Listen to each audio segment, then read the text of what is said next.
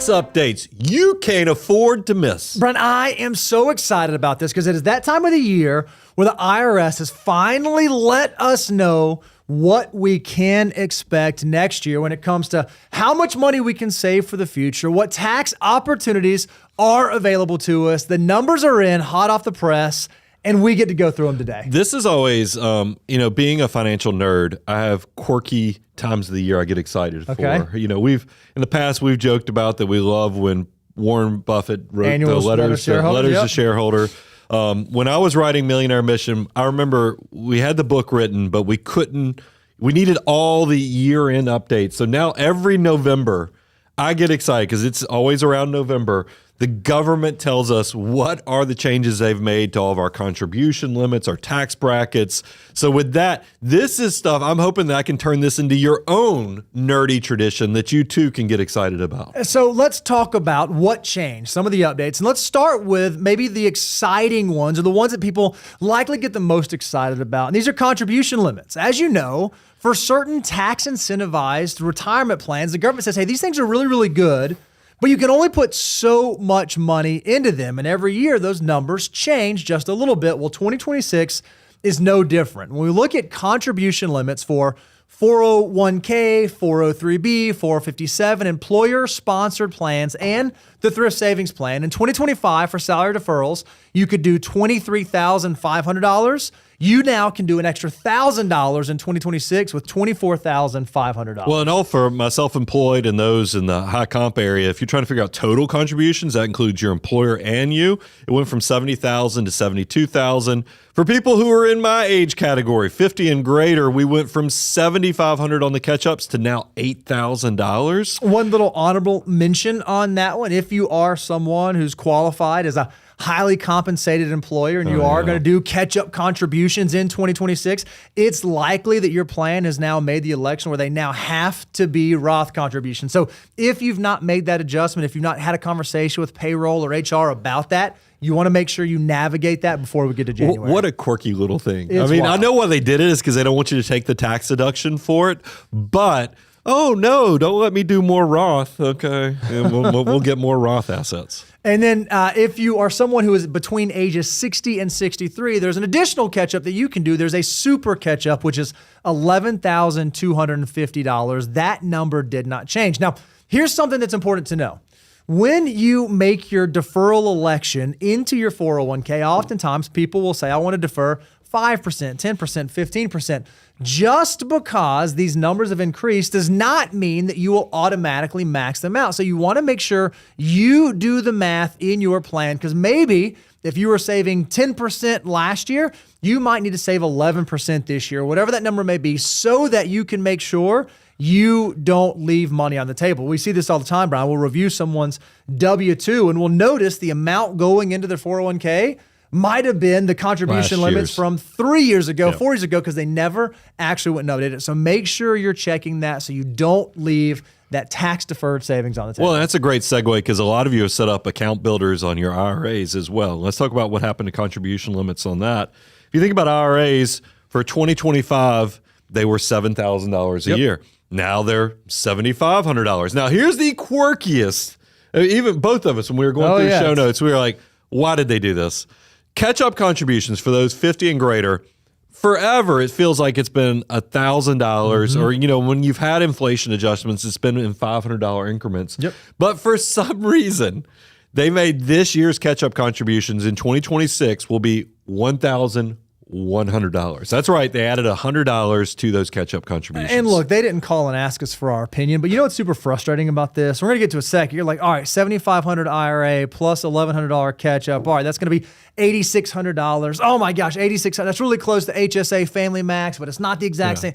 It just is going to create some confusion. You know what? We're smart. We'll be able to keep it clear, but I don't know why they didn't make it a little bit easier to navigate. For additional IRAs, if you're someone who's contributing to a SEP IRA, they have the same Section 415 limits that 401ks have. They're going from $70,000 up to $72,000, assuming that you have enough compensation that 25% of the comp allows you to max out that SEP IRA.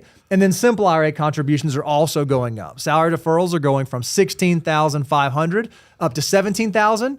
Catch-up contributions inside simple IRAs are going from $3,500 to $4,000. And then the super catch-ups for those that are ages 60 to 63 are staying the same at $5,250 per year. Let's talk about health and education updates, because these contribution limits have also been increased.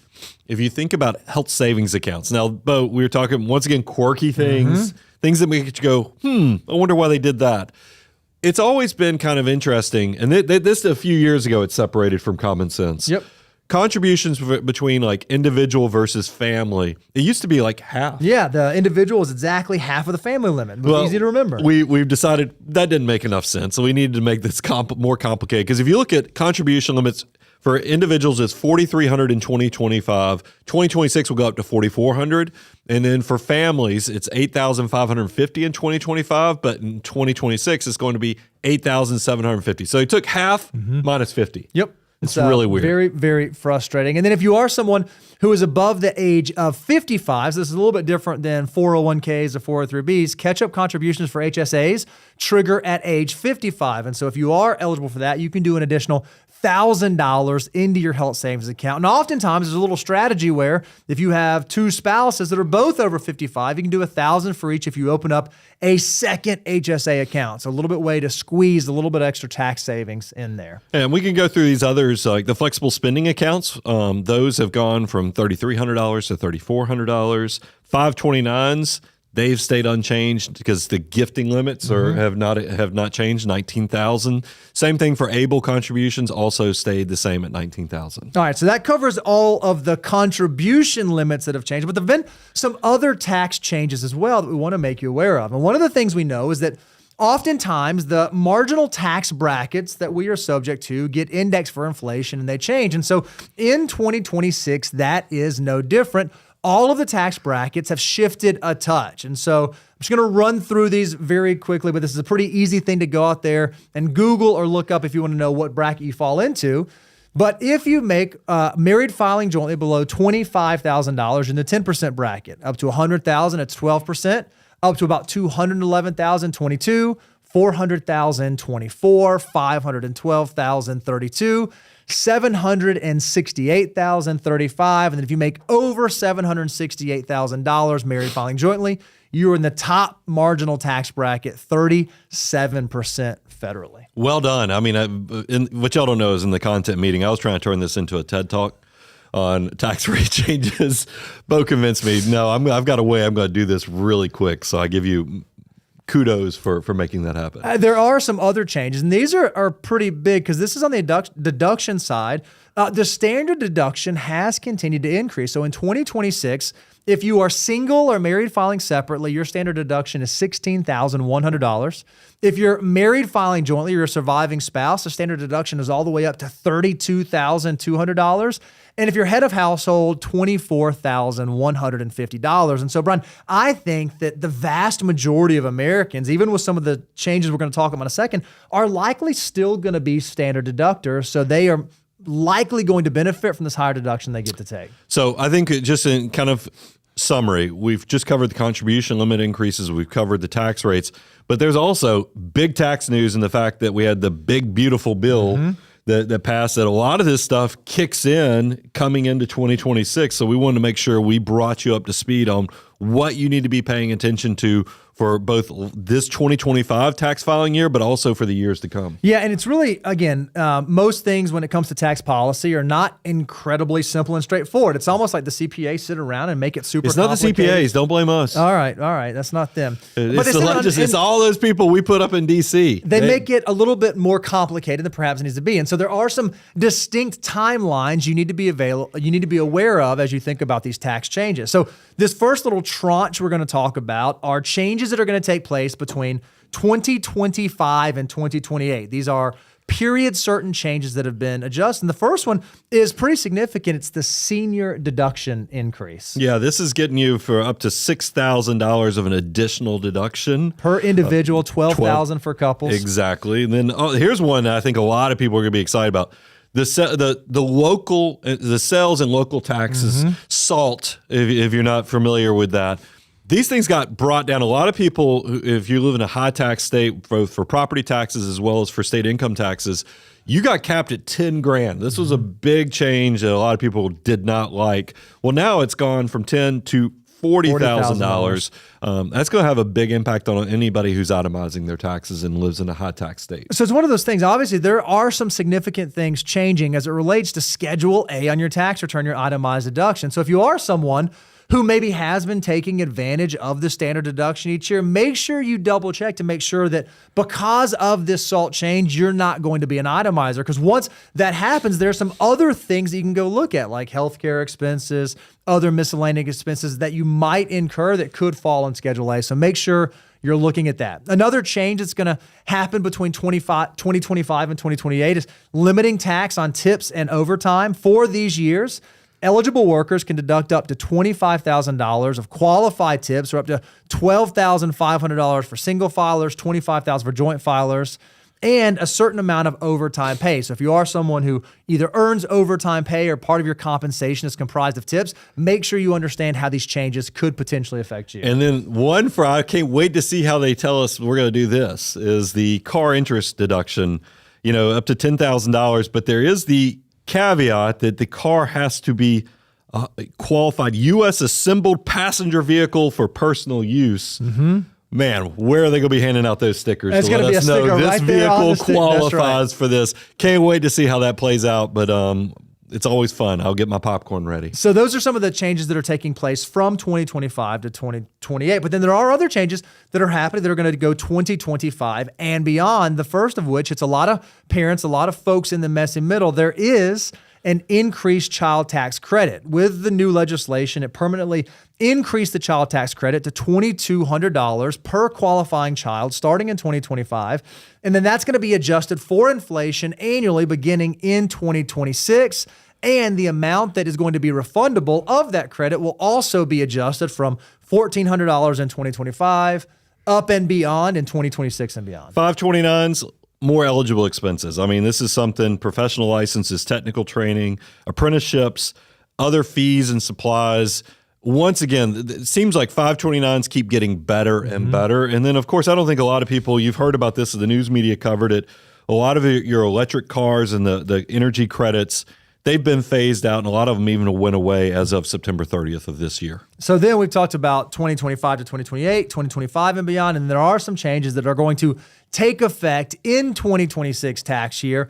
One of those is the Child Independent Care Credit expansion. So what this is parents and guardians can receive a maximum credit of up to 50% of their claimed child dependent care expenses for $3,000 per qualifying child, up to $6,000 if you have two or more children. These are expenses that you incur so that you can go out and do your job. That's been expanded in 2026 and beyond. This is one, when I was doing taxes for those 16 years, this is one of those I kept in my back pocket. I'd pay attention if I had two working spouses, or I had a spouse and the other one's a full-time student.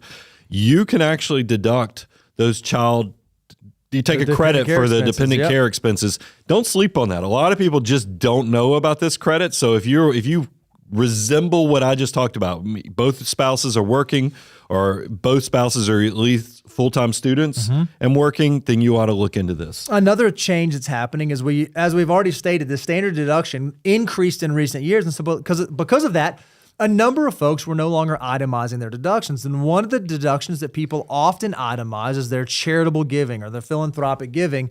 Well, one of the things that's unique that's happening in 2026 and beyond is even if you are a standard deductor, there's now going to be a front page deduction for $1,000 for single individuals, $2,000 for married filing joiners, for those who do not itemize. So even if you take the standard deduction, but you are charitably minded, you can get a front page tax deduction even while you're doing the standard deduction. And then one that got a lot of press, and there was a lot of stuff, a lot of misinformation out there on, was these child IRAs or Trump accounts. Look, I think if you have a child that comes in this window of opportunity, take the free money. We were actually surprised because there was so much misinformation that came out on this, is that these things are going to be taxed like IRAs, though. So if you're not outside of the free money, there might be a better way if you're trying to figure out what to do with your dollars for your children, but still definitely take advantage of, just like we talk about free money for your employers, take the free money from the government when you set up these accounts. And then there are some changes that are happening for student loans, both in terms of the amount that you can borrow and the caps, as well as the repayment plan. So if you're someone who's currently on a student loan repayment plan, there is a deadline of July 1st, 2028, where potentially you may have to make some adjustments or changes. So make sure you understand what's going away, what's no longer going to be available to you in regards to the payment plan, and how you need to adjust moving forward. Boom. 15 minutes. Look at that.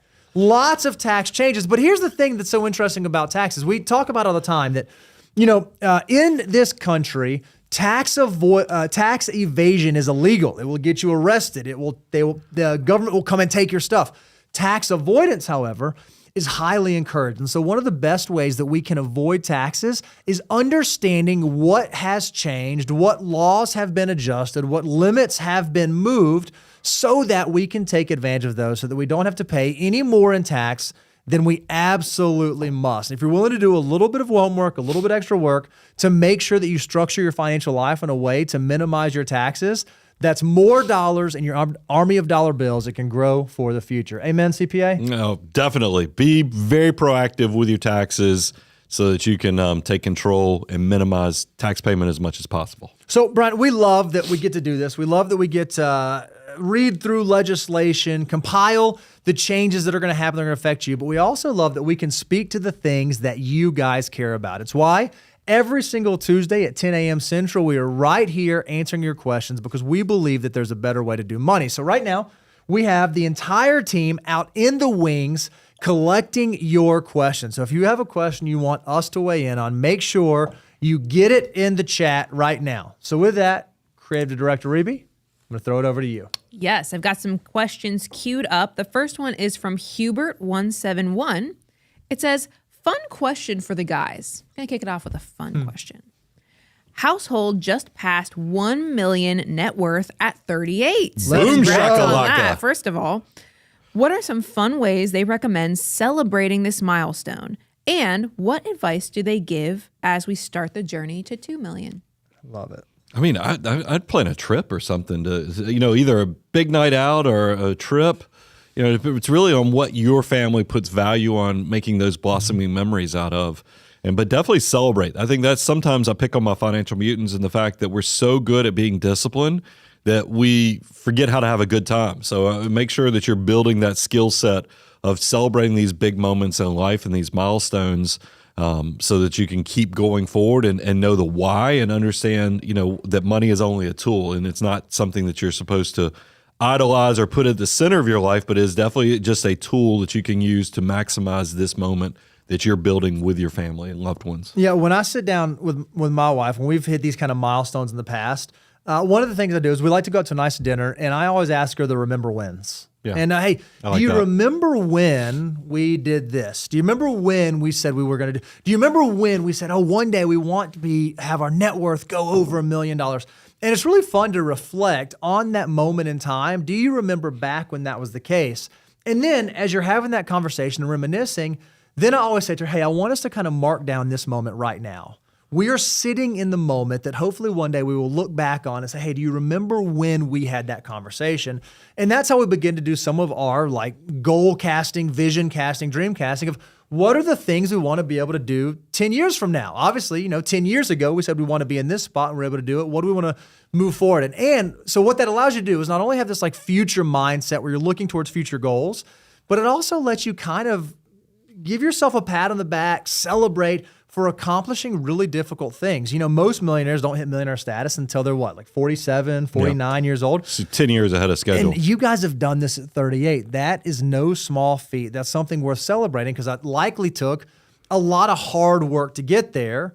But I would have the question, or would ask the question, okay, so now what, right? What's the goal? Why did we even want to have $1 million? What did $1 million mean for us? And what path are we moving towards? And okay, you said, what does it take to get to 2 million? Why do we want to get to 2 million? What does 2 million do for us? What opportunities does that open up? What goals does that allow us to achieve that we're not able to do now? And are the things that we think $2 million will allow us to do, Are they only going to be available once we have 2 million, or are there ways we can do that now? Meaning, a lot of people say, "Oh man, I want to have more money in the bank so I can travel more." Great, I love that.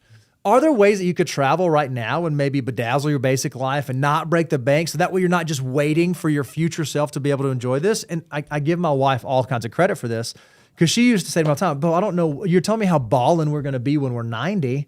I don't want to be balling when I'm not. I'd kind of like to get to do some stuff now." So there is, once you're at this point, obviously you're not at the very beginning stages, you're in the middle of your journey.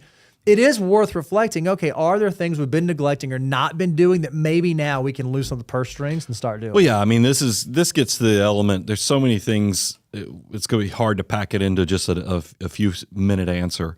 Is that if you take like what 1% is on a million versus when you had 100,000, you start understanding why maybe you start doing vacations differently, why eating out might be viewed differently. Even, when you get into step 8 and beyond of the financial order of operations, even the cars that you drive can change in a responsible way. Mm-hmm. It's okay to celebrate these things. And the thing I always try to remind people, it's back to the point of what's your why? What do you get value? What gives you enjoyment? Is because you need to understand is that reaching a certain number, whether it's $1 million, $2 million, $5 million, those numbers are empty if you don't actually have the why or what gives these power as the tool of money. Because these are mile markers. These are not the end all goals that that you get there and you find out, hey, this is much emptier than I thought. That's why you have to pack it on with all the life elements so that it nurtures relationships. It nurtures things that bring you happiness, so that you get to kind of celebrate, but also know that this is a much bigger part of your impact or how you're experiencing this journey of life. Because that's really where you'll find out. It's not the end.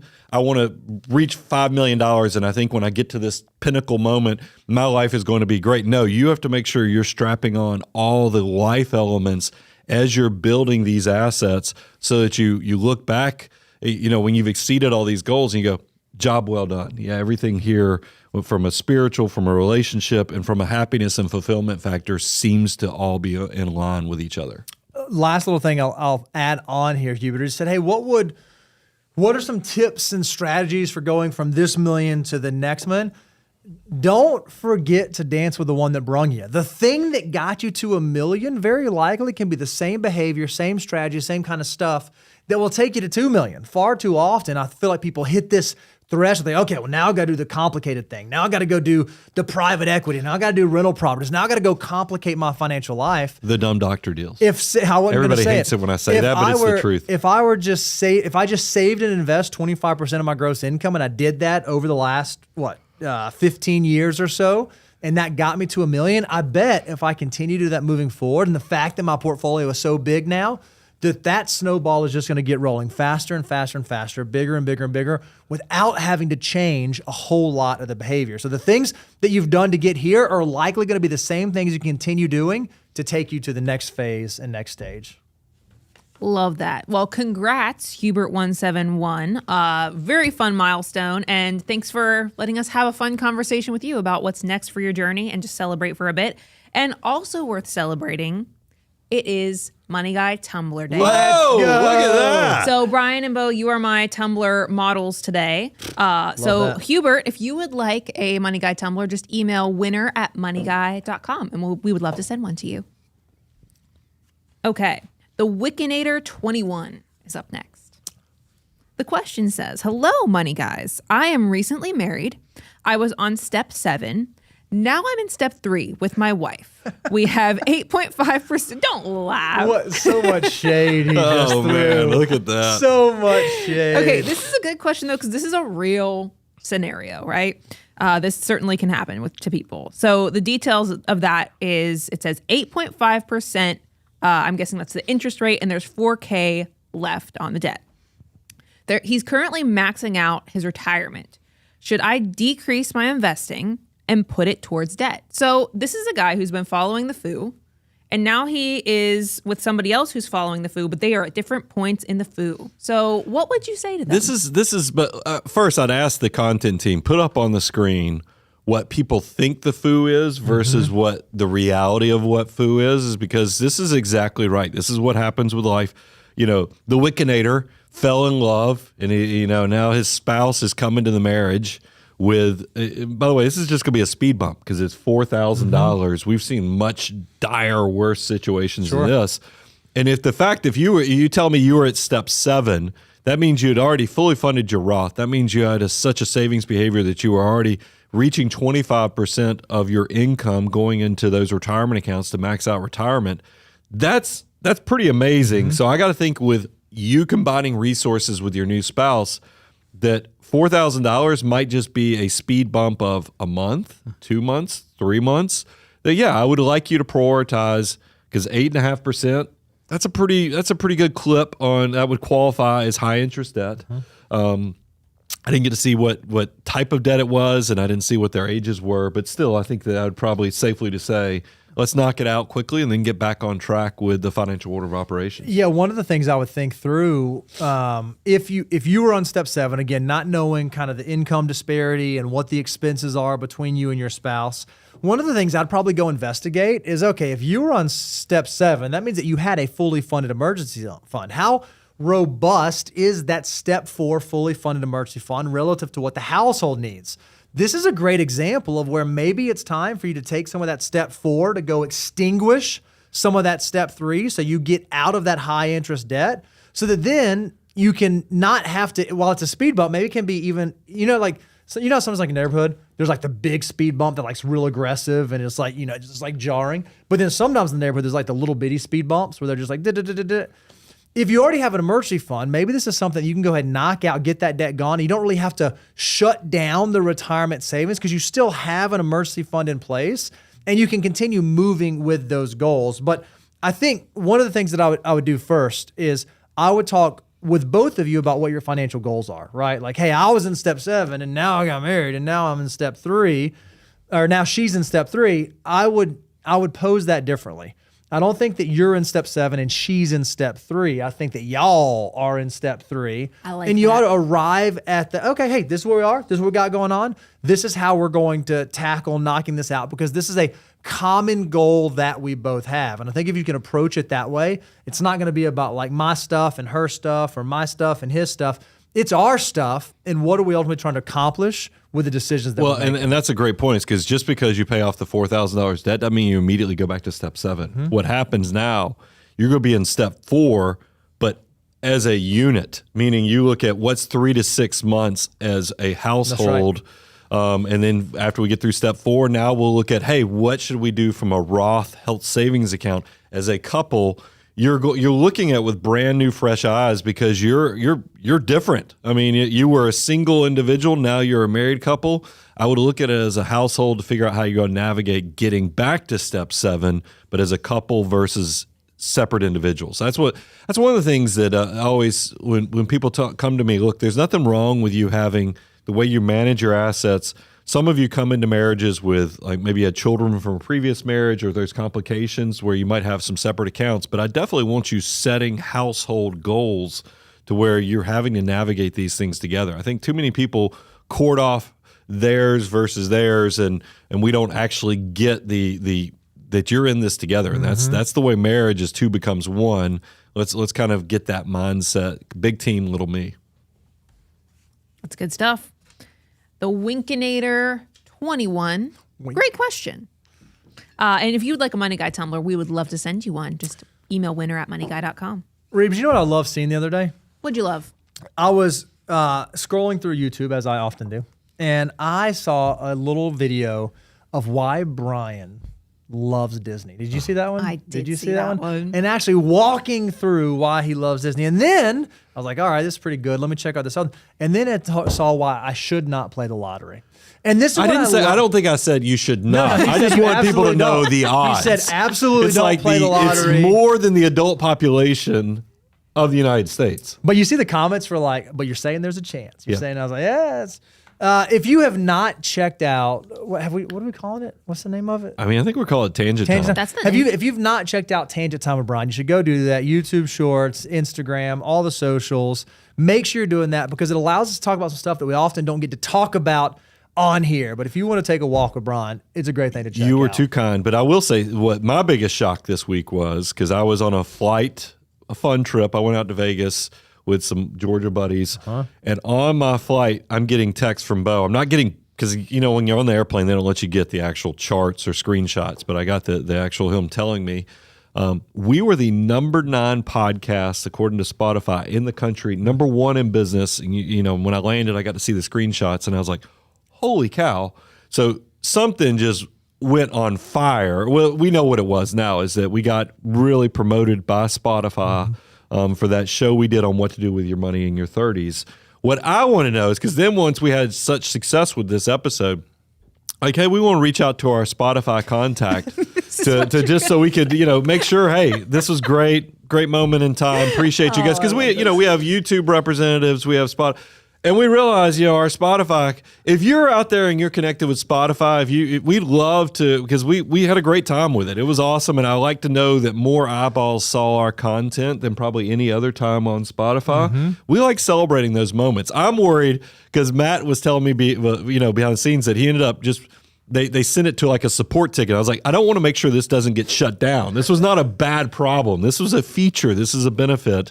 It was something to be celebrated. We just wanted to know why. Yeah, I mean, it was just a cool experience. So any of you guys, if you noticed that we made it on the top of those lists, because if you looked around, I was looking around at all the other shows that we were ahead of, and right there, and I was like, this is pretty cool air that we're in right now on Spotify. So a big thank you from us. Yeah, and thanks to everybody who watches and listens on Spotify, because we have made some really fun moves. Like we added video on Spotify earlier this year, so you can watch or listen and switch back and forth. So it was cool to see that y'all are liking that. So we're going to keep doing it. Here's my promise. Keep doing YouTube, keep doing Spotify. Spotify, if you keep putting us on the featured or promoted side, we'll keep bringing this up during the Q&As and all kind of other things. We'll make this a mutually beneficial relationship. Oh, I love that. It was pretty cool to see. No, it was really cool. I mean, and then top of the charts. I don't know. That's one of those Very milestones that when things like that, cute, quirky little things like that happen, you're like, this is pretty cool what we get to do. I mean, it came from a pure position of educator's heart, when this all started back in 2006, but it is amazing. Every time we're doing studio tours or we're doing other things, I'm like, this is pretty wild that we get to do this for a living. Yep. No, that's awesome. All right. Want to do another question? Of course. Let's go. We got one from Derek JG9VV. That's a complicated username, but that is It sounds like it's got nuclear codes behind it. Sounds like Derek. It says, I have $20K in an HSA to invest. Should I invest it all at once or dollar cost average the money over time? So I'm wondering if he just discovered the power of the HSA. So maybe you can talk a little bit about how to handle this.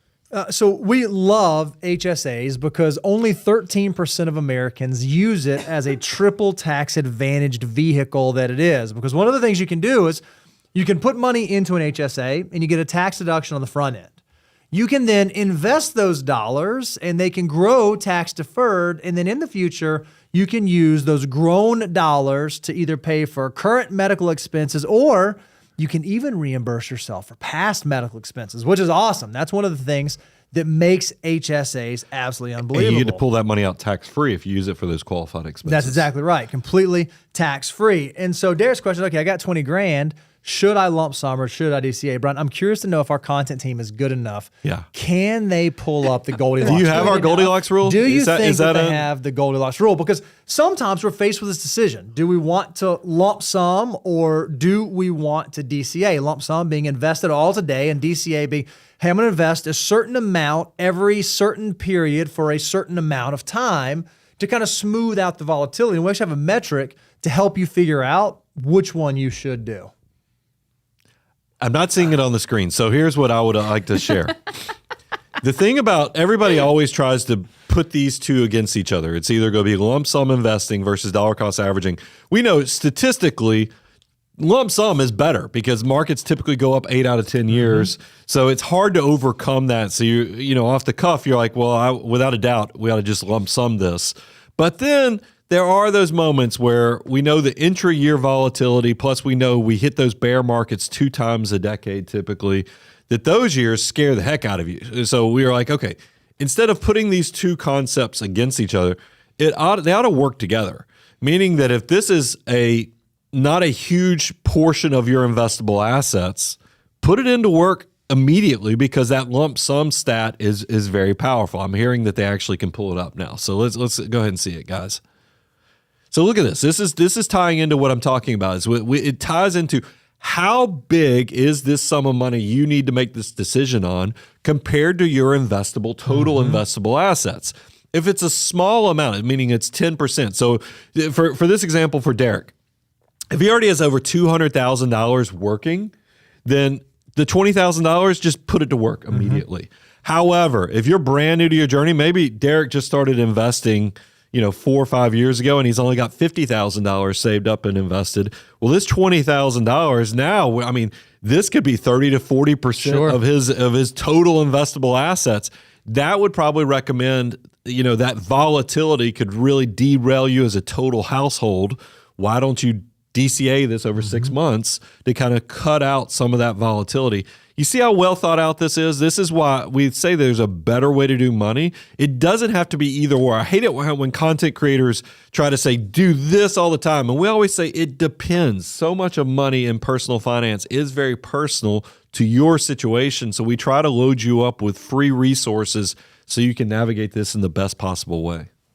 Love that. So I was leaving that because I felt guilty that I took all the answer. No. MoneyGuy.com/resources is a great place if you want to go see that resource plus many others that we have. I didn't think you took all the answers. Well, I did. I felt after they pulled it up, I was like, Bo, we ought to leave some meat on the bone for Bo. That's why I did the triple tax advantage. I was like, I'll do triple tax advantage. Alley-oop. Goldilocks. You did great. It was a little I was trying to think about what dynamic duo we would be. This is when I played basketball in high school, and this is when I realized I was more bench warmer basketball players, because it is the really high caliber players were really good with those quick passes, so you could do alley oops and and do the trick plays. I just didn't have the coordination. That's what it is. So that makes sense that I bundled that. I messed that up. I think you all did great. It was a good answer. I thought you crushed it. Derek, we're glad that you're here, and we would love to send you a Money Guy tumbler since we answered your question today. Hey, Just how about email winner@moneyguy.com. Round of Yes, applause Bo? for our content team pulling up I that did. up. So, if you're impressed with the fact they did that, go subscribe right now to the channel so they know that you're so impressed by them. For sure. All right. Hey, if we were trying to get Spotify to reach out to us, I didn't give an email address. Should we give an email address? No, Okay, never mind. just message us. By the way, you can tell, if you ever want to know a clue that Brian's out here in the wilderness all alone, it's when stuff like that happens. Like, dadgummit, Brian, you weren't supposed to see that on air. Sorry. I don't know if you even rounded out. Our contact was on maternity leave. That's what happened. I don't think we actually said that. So I will round out the story. So we're just kind of I don't know. No, Spotify's Yeah. been great. I don't mishear us. We just want to celebrate with somebody, but we also don't want to get into somebody's maternity leave while they're doing that. So it's just we it were was just hoping kind of a we're not that big of a comedic deal. situation. We were just the 9th largest podcast in the country. Number one in business. Number one in business. That's right.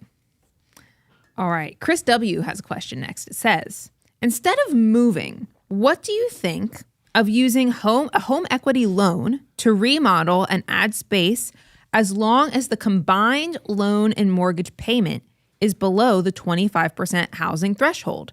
I have a 3.25% mortgage. Oh, man, I feel like I know somebody who might resemble this. Yeah. What's interesting, Chris, is you've asked a few different questions bundled into one. First, I want to clarify a few things. Right, your mortgage is 3.25%. I like that. If you were to move, you're likely going to have a higher mortgage rate than that. But as a reminder, Likely. I don't want to be presumptuous here. When you take out a home equity line or a home equity loan, you don't get the same rate that's on your fixed mortgage. Oftentimes, that's a secondary line of credit that's subject to some different rate. And it's not going to be the fixed rate that your current mortgage is on. It's going to likely be some sort of adjustable rate that, again, is going to be higher than that. So I just want to clarify, because I don't want you to think that, I'm going to Give them a range, though, because it's typically tied to prime. Yeah, I think right now home equity loans are somewhere between 6.5% to 7.5%, somewhere in that ballpark right now on home equity lines. But this is not an uncommon thing. I know a lot of folks, especially here in Middle Tennessee, they're like, okay, I wanted to go look for, there's some stuff that I don't love about my current home, so I'm going to start looking around. And you begin doing the calculus, and you're like, man, if I'm going to go move into a new home, not only have home prices gotten a lot more expensive, not only are interest rates a lot higher, but man, it's going to change the community in which I live. What if I love my neighbors? What if I'm close to the gym? What if I'm close to the school? What if I have a close thing to, you like gym was the very first one out there. Not the kids' school. No, look, but where I'm working out at. I literally work out in one of my neighbor's garages. Not I'm church. Not moving So you because of can't that. move. Church, You not the literally kids' can't school, move. where the gym is. That's the reason why I'm staying right where I am. You may recognize that there are things that make it very, very sticky. And so when you do the math, you start to say, man, it might actually be more affordable, more cost effective for me to turn the house I'm currently in into the house that we need or that we want rather than moving and going somewhere else. So that's the thought process. This is what I want to weigh in on from a financial perspective. He's like, hey, should I take out a home equity line to do this, right? And so oftentimes when it comes to home improvements, there are a number of different ways that you can pay for. And in my opinion, I think that the type of home improvement and what it's going to do for you in the home should dictate how you ultimately pay for it. Agree? Disagree? Fight? So look, and you seem to be tapped. Bo did a big improvement on his house. I don't know if he's trying to keep that secret. Yes. That's why I Because I say wanted when to he stay, resembled, that's it, because he had the exact same situation. You had a mortgage rate that was below 4%. Below 3%. Below 3%. I didn't want to be presumptuous, but you had gotten to the point where, because houses are expensive around Super here, that expensive, you had looked at this exact situation. Now, I think the reason I'm adding this context is because, and look, I'm not trying to throw shade. Bo put a swimming pool in his house. Mm-hmm. Now, those are use assets that, historically. Shade thrown. No, I have historically, buyers don't always want a swimming pool. Sure. Now, that's post-pandemic, things are a little different, but during pre-pandemic, swimming pools weren't always, you usually used the metric of like 10, maybe 15, 20%, depending upon how nice the swimming pool was, to add to the value of your house. So I agree with Bo that some improvements that you're doing just for yourself, I think you ought to probably put yourself closer to how do I pay this off? Have the payoff period, like think of like shorter. a car, like 3 to 5 years. But for things like, if you're improving the kitchen, the master bedroom, bathroom, those things, you might be able to expand that out, thinking about your home equity line for 7 years, 10 years. I think you just have to have the context of what this actually adds value versus what is a use function that just makes it better for you to live in. And that way you keep the debt monster at bay, because you just don't want your eyes to get so excited. Because here's the thing with construction. Everything, I used to joke when I built my most recent house that it was all $2,000 here. Now I think it's $7,000 to $15,000 here and there. Every upgrade, because of inflation, has gotten pushed up even higher. You just don't want to get eaten alive by what the improvements you can do. You just need to have a why tied to it, and then have a backbone to how that grounds it, so you don't get too much debt built up. Yep. Love it. Agreed. Good stuff. Chris W., thank you for the question. And again, I'm just going to throw this out there because I think a lot of people feel like shame and guilt when they invest. I'm going to say invest, bad language, when they spend money on their current home. But if this is the place that you're going to have your family and where you're going to spend, you're going to do this. I tell people, hey, it's okay. Money is nothing more than a tool that allows you to accomplish your goals. And one of the goals you may have is, hey, I want this house. My kids are only going to be in this house for 18 years, and I want to be able to do this and create these memories and have these experiences.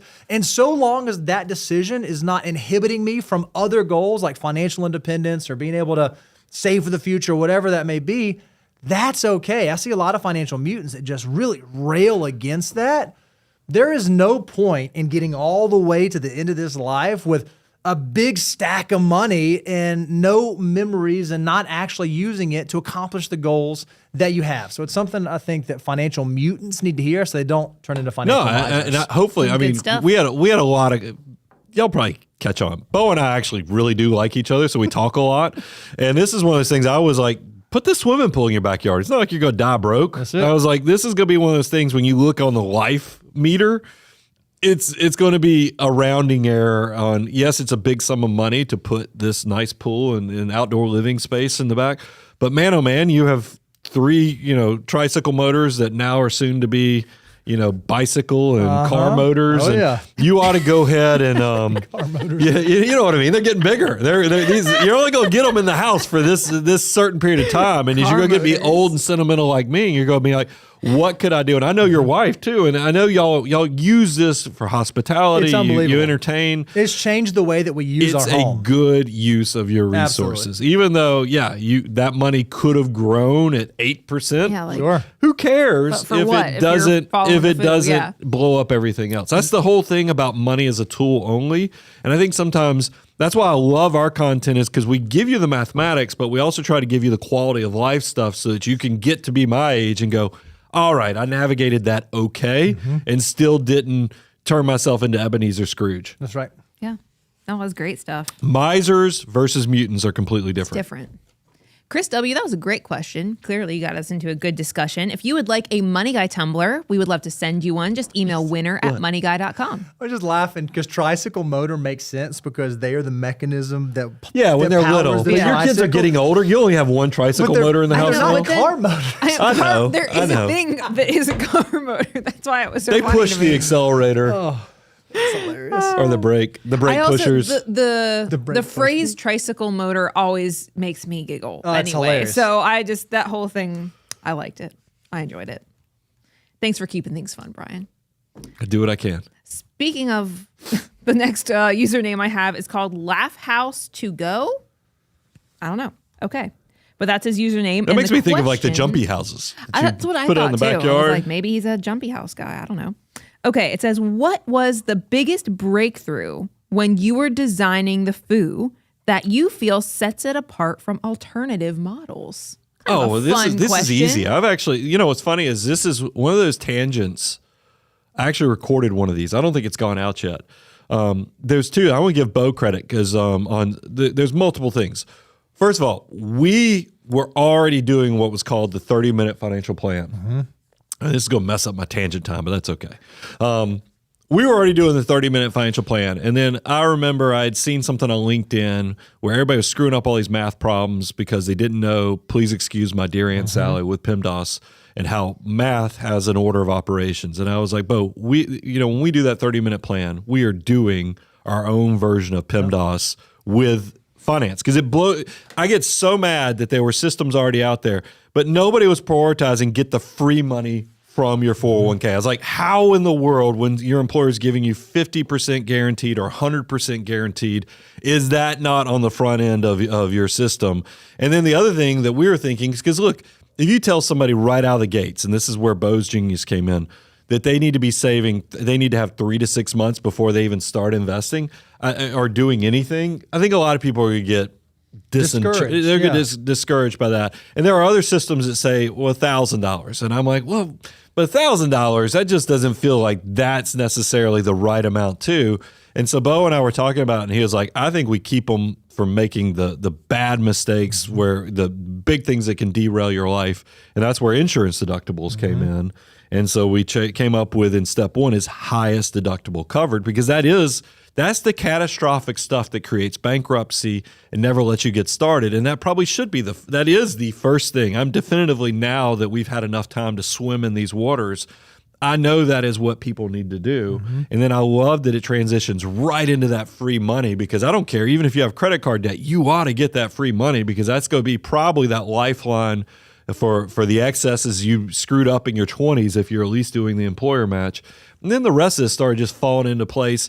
And I'll say the other thing that nobody was giving love to was Roth money. I mean, Roth, look, and I get it. A lot of these systems that everybody was using all designed in the 90s. Roth assets didn't even show up until like 98 to the early 2000s, when they started showing up on 401ks and things so there needed to be a new mousetrap built. And I love that we got to definitively show you what to do with your next dollar. And it kind of fell in. That's why it was an absolute pleasure kind of writing down. And that's why the best, most improved was also, because we already had this, we kind of had designed the system, but then sitting down and actually trying to build a book around it made it even better. You guys are the beneficiary, because a lot of mental horsepower went into shoring up all the system. Yeah, I think for me, the biggest breakthrough was, Brian started podcasting in 2006. So this is like 2 decades ago, and we were managing money and financial advisors, and we sort of intuitively were making really good financial decisions with our own finances. And what ended up happening is the system was a product of the behaviors we had been implementing for decades at that point. I mean, started podcasting in 06, but the FOO in its current form wasn't like ideated until, whatever year that we launched the FOO, right? We have those dates, though, because we went and looked it up when we were locking down We do everything. have them. Don't quiz me now. Yeah, I'm not gonna say that out loud. I could go find So them. what it was is it was the culmination of experience saying, hey, these are the things that we've seen work, and these are the things that are kind of common sense, or these are the things that really work in a very effective and efficient manner because we've actually lived it and we've made it through that. And so let us tell you how we were able to do that, how we've seen our clients do that, how we've counseled our clients. And so it wasn't a system that was built and then tried to be implemented. It was a system that was being implemented, and then we just tried to consolidate it down in a way, oh, I get this, I can see it, I can crystallize this. Now that I have the FOO, I don't have to go live it for 20 years to figure it out. I can take these guys' experience and I can apply it today, starting on day one. That was the unlock for me. Is holy cow, man, how cool would it have been if in 2006 we could have started with the FOO? How nice would that have been? Well, and I'll talk about manifesting where you want to be. On just it happens in a beautiful way. Is that y'all know the books that influenced me in the beginning was like Millionaire Next Door. I loved when I got to see the data for what millionaires are actually doing with their money and how that's so disconnected from the consumption society that we're constantly being whispered in our ears. And then here we are now. We actually get to. We do surveys on our millionaire clients. We do surveys on our financial mutants in the audience. And I feel it's really come full circle for me in the way that not only do we have the financial order of operations, but we also get to share the data and do research every year. And you guys get to be part of that data collection as well. So you're content creators in your own right. It gives me tingles and makes me feel really cool that we're doing something really bigger than all of us. Love that. That's awesome. Laugh House to go. If you would like a Money Guy tumbler, email They winner@moneyguy.com. should get a tumbler. Man, that one I feel like when I just go do a lap around the building right now. It was a fun question, wasn't it? It makes you feel good. You're like, yeah. That's great. That's great. What would you do if you came to downtown Franklin? You saw Bo and Brian just running laps around the building, just getting. Well, I mean, getting that even work we in. got out of our content meeting this morning, and Will was, because as we're right in downtown Franklin, and Will goes, "It is so cool. We're in downtown." I was like, "Yeah, we're in downtown Franklin. pretty cool. It is, especially on Thursday and Friday when all the tourists show up. I mean, awesome. it's fun being I here. don't think they'll see you running. Walking, maybe.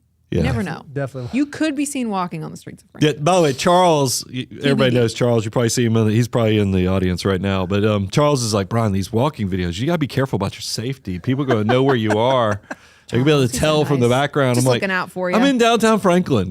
Probably Like, already going to see you me can in Google downtown that Franklin anyway. information. Yeah, it's true. Big It's true. shocker if you see me out and about walking around downtown Franklin. That's hilarious. All right. Got another question for you from RJT135. I'm 37 and almost entirely invested, about 97%, in equities. How should I approach rebalancing my portfolio over time? Just change what I buy or reinvest what I already have invested? So it sounds like he's been doing it a certain way, maybe found us, maybe sees that there's a better way. What should he do now? Well, the answer is it depends, RJT, because we don't exactly know your unique situation, right? You're 37 years old, you're 97% equity heavy. Well, if you have a $2 million portfolio and you're 97% equity heavy, that's different than if you have a $60,000 portfolio and you're 97% equity heavy. So if it's a smaller portfolio earlier on in the wealth building phase, it's not incredibly difficult to save into your allocation, meaning, okay, I've got my 401k contributions, I have 100% going here. Maybe now I want to do, 60% here, 20% here, 20% here. And I can diversify through my dollar cost averaging, through my savings, I can grow into that. If, however, you've got a $2 million, $3 million portfolio, depending on your income, depending on your savings rate, it might be difficult for you to do meaningful adjustments on your savings to impact your overall allocation. So it might make sense to do a rebalance and look at your total allocation. How much should I have in risk on? How much should I have in risk off? How do I want to navigate the risk off? In the risk on, what type of risk on do I want? And to answer those questions, you have to do an even deeper dive. Okay, when do I want to use these dollars? What kind of accounts do I have? What's my saving strategy look like? What's my risk tolerance? Is there another party involved in this, like a spouse who has a different risk tolerance or a different risk capacity than I do? Once you begin to answer all those questions and kind of formulate those ideas, then you can decide, okay, what's the appropriate and accurate way to begin implementing the rebalance? I mean, you pretty much, I was just going to put a little kind of structure in there is because I had tax implications is going to drive a big part of this because a lot of people show up. We have prospects show up all the time, and we're all different. We all have different fingerprints. You have different account structures because people will show up. Somebody might have $2 million that's all in retirement accounts, so you can make adjustments on that without triggering taxes very easily because the taxes are either tax-free if they're in Roth accounts or tax-deferred, and those you deal with the taxes later when you take the distributions. But if it's an after-tax account, we don't want to trigger a bunch of taxes. So we have to kind of work with what you bring to us. And then I think about goal dynamics. If somebody's retiring within the next 5 years, the urgency of that I need, even with the taxes, I might need to go ahead and make changes because the need is going to be, I don't want to get caught in a market volatility moment and have to sell at the world's worst time. So I'll ratchet up when we need to do the change. But if you're 20 years, you're 37 years old. So you might be 20 years. So I don't feel the urgency to go trigger a bunch of taxes because it might be more that we change how your future investments are getting invested, plus how we structure the account so that we go where you're going to without creating a big apple cart turnover moment from a tax standpoint. There's also the accounts, I mentioned account structure. There's goal dynamics. There's also intersection with time. All those things. This is the magical moment. People, what's funny is we've had people ask us, like, when Roth conversions, how long does it take you to figure out somebody's Roth conversion? And we always say something like 20 minutes and 15 years of experience. And people are like, what do you mean by that? And I'm like, well, I can look at your situation and I can clean this up in 15, 20 minutes, but there's all kind of things that went into the wisdom of knowledge. It's kind of the same thing on even the asset allocation. This is why when we create content, I can give you tons of free advice on all the things you need to be thinking about, but it's relatively everything on wealth building is somewhat simple, but it gets complex when you stack them on top of each other and you start creating more and more success. All of a sudden, all these simple things become very complicated when taken into as a complex system at that point. And that's why we always say this is the abundance cycle, is when your life gets so complicated that you go, man, I've only done this once, and now I've got this 7-figure portfolio. I don't want to screw it up. I just don't know what I don't know. That's where our multiple decades of experience and doing this over and over again for other successful people is going to bear fruit for you and create a win-win situation with the abundance cycle. So consider working with us. Love that. That's great. If you want to consider working with Abound Wealth, just go to moneyguy.com and click on Become a Client, and you can start that conversation. Can I say one other thing? Of course. I don't know why this came to me. Just worth noting, JT, 97% in equities is different if it's 97% S&P 500 mutual fund versus I got 97% and that's across NVIDIA and Palantir and Apple. And there you go. That's a good point also, the type of exposure you have will dictate the strategy that you should employ. Sorry, that part was. No, it's a complex question. When you do a live show sometimes, I'm sure in the comments, if you would not pick that up, people are like, we should have said that. Yeah, because but this is the thing about it, because it's truly a live show. We don't see these questions. We're seeing that a lot. We're seeing a lot of folks reach out right now, like, "Hey, I bought this stock this many years ago, or I work for this company, and it's gotten big. What do I do?" And we try to design some well thought out strategy of how to do that. That is where it gets more nuanced. Well, I mean, I don't mind sharing. I've hit a few home runs on some equities. I practice what I preach with you guys. I do index funds, but I have had a few stocks that, I don't want to give the specific brands, but I had one that was a technology stock that got really on the down and out, but I was like, this stock is going to be fine. This is a moment in time. I bought that in my taxable account. Well, it sure enough boomed. did. So I've given that to charity. I mean, that has been over my charitable giving for the last 2 years, is the huge run up on that stock. But then I have another one. You're like, I'm surprised you've never gotten rid of any of that stock. And I'm like, it's in my Roth account. And that one is much easier because I just watch it tax free. So the account structure and then the type, all this stuff even comes into play for us when we're looking at our own investments. No, it's a complex question. You gave a good answer, and it is kind of part of what y'all do every day with the bounds. So I love the answer. Thank you. RJT135, if you would like a Money Guy tumbler, just email winner@moneyguy.com. And we've talked a lot about Tangent Time with Brian. And then we know that you're here for our live stream every Tuesday at 10 a.m. Central. And that's why be sure to subscribe on YouTube so you can see that content and continue to get notified. And Spotify. Also, woo! We love some Spotify now. Number 9 in the country. I was about to say more platforms. So yeah, follow us on Spotify and also follow on Instagram, TikTok, Facebook, whatever your preferred platform is. We will be there, and Tangent Time will be there. So be sure to go check that out. And platforms can keep lobbying us. I mean, if you want to push us out there to more people, we are definitely willing to be influenced. Amazing. I'm not supposed to say that, am I? No, you're doing great. I mean, you're doing sure. Great. Oh, this is when guys, thank you so much. I get so excited having just fun. And by the way, thank y'all for putting up. I got a little stuffiness going on. I don't know if it's change of season. I didn't take my Zyrtec D on purpose because I wanted to keep the machine working full. So if you saw me being a little stuffier than normal, that was, I did it for you guys because I'm all about the art, the craft, and what we get to do for you. We didn't get a sneeze like last week. But but everybody's going to be like, oh, every time Brian sneezes, he hadn't done it in like 15 years. So it's ought to be, it shows that he's getting sick. No, I'm just change the seasons. It'll be fine. I'll be all right. Glad we're doing this today.